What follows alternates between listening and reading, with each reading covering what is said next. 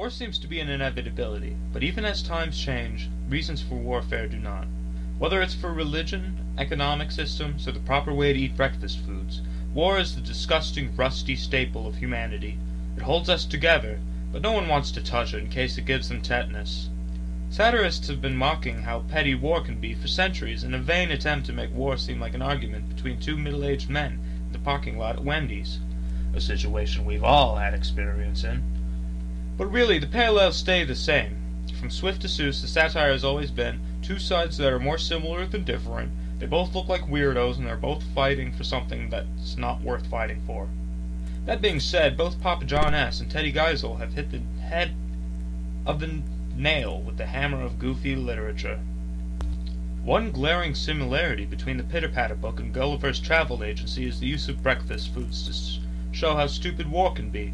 It's weird how the most relatable comparison to war is as simple as the classic debate of waffles versus pancakes, but whatever works, works. I guess that's not the most important meal of the day for nothing. Anyways, the small Indian Lilliputians versus those dastardly big-endian Blefuscidians is a conflict almost identical to the upper butter Ukes and the lower butter Zooks. It's such a minor difference in lifestyle, and yet it brings all great nations to bloody warfare with pebbles and blue goop and whatnot. Another interesting similarity is how the warring parties are portrayed. In Gulliver's Travels, both nations are tiny people, played by B-list actors like Jason Segel and Catherine Tate in the Jack Black movie. Regardless, the diminutive size is to show how insignificant the war between the British and the French over religion really was. Same is done in the Butter Battle book, where the Ukes and Zooks are bird people and are probably small, considering Daniel the Spaniel is pretty big next to them and Cocker Spaniels are only about a foot tall. I'd say that the Zooks are only about 3 feet tall. They're bird midgets at war over butter, and the only way to differentiate themselves is with shirt color.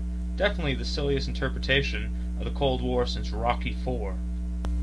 Alright, this isn't completely related, but one thing that was pretty messed up about the Butter Battle book was that it started out like the grandfather was taking his kid to see the wall and tell tales of yore, but as the story progressed it became apparent that Grandpa took little Billy to drop bombs on the USS Z.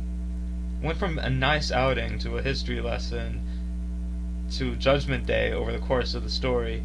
It even says at the beginning that the grandpa took the kid, not that the kid wanted to go. He said that it was for the better, but that's still really messed up. The baby atom bomb could be compared to using Gulliver as a weapon, I guess. It was an ultimatum that had the potential to decimate the opposition, but it's sort of a goofy weapon of mass destruction. One's a fat British guy and the other is a little red ball. Imagine if a tiny person came up to you and gave you a pirate hat, and that hat destroys 30 city blocks. That would be goofy, but it would also make for a pretty good satire about the war on piracy or something. To be honest, Dr. Seuss probably read Gulliver's Travels before writing the Butter Battle book. The Breakfast Club and modern warfare aspects of the story are too obvious to be a coincidence. Who wrote the Breakfast Battle better? Probably Judy Barrett, even though that book was about the dangers of inflated consumerism. But consumerism is sort of like war, and that's what counts at the end. Yeah!